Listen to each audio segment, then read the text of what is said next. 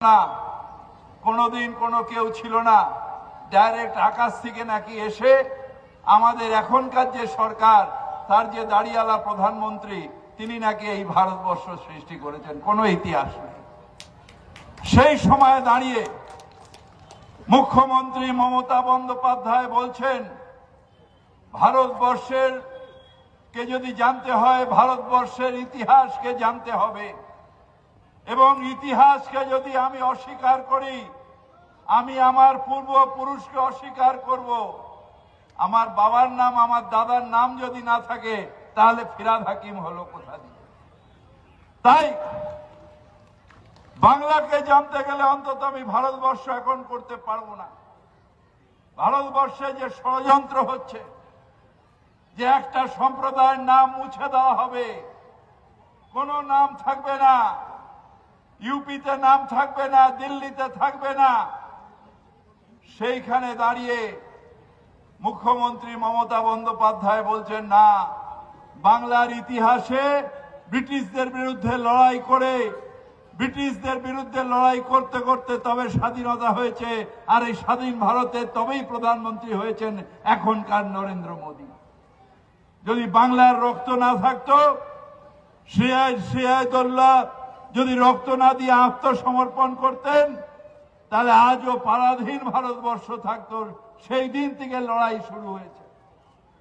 সেই লড়াইকে সম্মান জানাতে ভারতবর্ষের ইতিহাস রাখা দরকার এবং ইতিহাস চর্চা করা দরকার। তাই ইতিহাস চর্চা না করতে পারলে আমরা ভারতবর্ষকে জানতে পারবো না। একদিকে ইতিহাস মুছে দেওয়া হচ্ছে, ইতিহাস মুছে দেওয়া হচ্ছে। শুধু সাভারকর সাহেব ছাড়া আর যেন স্বাধীনতা সংগ্রামী ছিল না। ক্ষুদিরাম ছিল না, নজরুল ইসলাম ছিলেন না, আমাদের বড় বড় স্বাধীনতা সংগ্রামী তারা কেউ ছিল না। এক সাভারকর সাহেব ছিলেন, তাছাড়া নাকি ভারতবর্ষের স্বাধীনতা সংগ্রাম ছিল না। সেইখানে দাঁড়িয়ে মমতা বন্দ্যোপাধ্যায় বলছেন, না, যে জায়গায় ইতিহাস সৃষ্টি হয়েছে, যে জায়গা নিয়ে ইতিহাস সৃষ্টি হয়েছে, বাংলা হিসেবে আমরা যে জায়গাটা নিয়ে গর্বিত, সেই জায়গায় বারবার করে বলি, যেথা বাঙালির খুনে লাল হলো যেটা ক্লাইভের খঞ্জর, সেই খঞ্জর যেখানে লাল হয়েছিল বাঙালির খুনে, সেই হাজারিবাগ মুর্শিদাবাদ ইতিহাসকে সংরক্ষণ করে, বাংলার সমস্ত ইতিহাসকে সংরক্ষণ করে এই ইউনিভার্সিটি হবে, যেখানে আমরা থাকবো না, আমাদের পরের প্রজন্মও জানবে যে হ্যাঁ, মুর্শিদাবাদে মুর্শিদ আলী খান এবং তার বংশধর সিরাজউদ্দৌলা সে লড়াই করেছিল, প্রথম ব্রিটিশের বিরুদ্ধে তলোয়ার তুলে বাঙালি হয়ে বলেছিল যে না, আমরা পরাধীনতা মানি না, আমরা পরাধীন হব না। সেই ইতিহাসকে রক্ষা করতে হবে ভাই। তাই এখানে মুর্শিদাবাদ হাজারিবাগ ইউনিভার্সিটি, হাজারদুয়ারি ইউনিভার্সিটি, এই ইউনিভার্সিটি এখানে তৈরি হচ্ছে এবং ইনশাআল্লাহ এই ইউনিভার্সিটি তৈরি হয়ে গেলে বিদেশ থেকেও হাজার হাজার লোকেরা আসবে গবেষণা করতে আপনার মুর্শিদাবাদ নিয়ে। আপনারা কারা?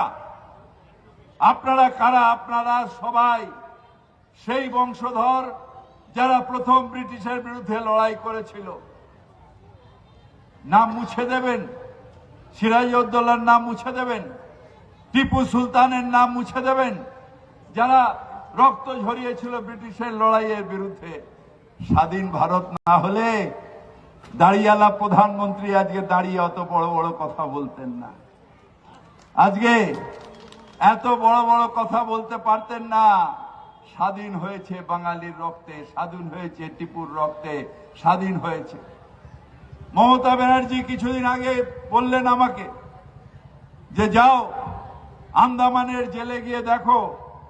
গিয়ে দেখলাম 90% বাঙালি সেখানে ছিলেন। সাভারকর সাহেব ছিলেন, কিন্তু 90% সেখানে বাঙালি ছিলেন, আর পাঞ্জাবি কিছু ছিলেন। সেইখানে দাঁড়িয়ে তাদের নাম মুছে দেওয়ার চেষ্টা হচ্ছে, তাদের নাম মুছে দেওয়ার চেষ্টা হচ্ছে। ইতিহাসে একটা সম্প্রদায় ধরে ধরে নাম মুছে দেওয়ার চেষ্টা হচ্ছে। আরে ভারতবর্ষ যখন নাম নেবেন তখন ইতিহাস যদি পড়েন, এই ইতিহাসে হিন্দু মুসলমান একসাথে দাঁড়িয়ে লড়াই করেছে, একসাথে দাঁড়িয়ে ভারতবর্ষ সৃষ্টি করেছে, আর একসাথে দাঁড়িয়ে ভারতবর্ষকে এগিয়ে নিয়ে যাচ্ছে। এপিজে আব্দুল কালাম না থাকলে আজকে ভারতবর্ষ মিসাইল ছাড়তে পারত। তাই অবদান সবার আছে। সিভি রামানের যেমন অবদান আছেন, এপিজে আব্দুল কালামের অবদান আছেন। যেমন ভারতবর্ষের শেষ নবাব আমাদের না দিল্লিতে বাহাদুর শাহ জাফর, বাহাদুর শাহ জাফরের নাম আপনি ইতিহাস থেকে মুছিয়ে দেবেন। যে বলেছিল যে আমার নিজের মায়ের মাটি, এই মাটিতে 6 ফিট জায়গাও আমার জন্য ফেরা গেল। সুভাষচন্দ্র বোস নিজে সেই কবরে গিয়ে রেঙ্গুনে হাউ হাউ করে কাঁদছিলেন, সেই কবর ধরে সুভাষচন্দ্র বোস। এইটা ভারতবর্ষের ইতিহাস। এই ইতিহাসকে মুছে দেওয়ার চেষ্টা হচ্ছে, এই ইতিহাসকে বিলুপ্ত করে দেওয়ার ইতিহাস হচ্ছে। যারা স্বাধীনতা সংগ্রামে প্রথম দিক দিয়ে ব্রিটিশের হাত ধরেছিল, সেই আরএসএস কে গ্লোরিফাই করা হচ্ছে। আরএসএস পেছন দিয়ে ছুরি মেরেছিল স্বাধীনতা সংগ্রামে ছিল না। এবং সাভারকার সাহেব নিজেও মুচলেকা দিয়ে ব্রিটিশের কাছে জেল থেকে বেরিয়ে এসেছিলেন। আর বাঙালি যারা, তারা রক্ত দিয়েছিল। ক্ষুদিরাম বোস বলেছিলেন, ফাঁসির মঞ্চে গেয়ে গেল যারা জীবনেরও জয়গান, আসিয়া লক্ষ্যে দাঁড়ায়ছে তারা দেবে কোন বলিদান, আজি পরীক্ষা জাতির অথবা জাতের করো ত্রাণ। সেই যাকে নিয়ে ক্ষুদিরাম বোস বা যারা রক্ত দিয়েছে, নজরুল ইসলাম তাদের নিয়ে লিখেছিলেন এই কবিতা। তাই আজকে বাঙালি ঐক্যের দরকার। তাই আমাদের যে সঙ্গীত, রাজ্য সঙ্গীত, বাংলার মাটি, বাংলার জল, বাংলার বায়ু, বাংলার স্থল, পূর্ণ হোক, পূর্ণ হোক, পূর্ণ হোক হে ভগবান। এই পূর্ণ হোক, তার কারণ বাঙালির ঐক্যের দরকার আবার হয়ে পড়েছে।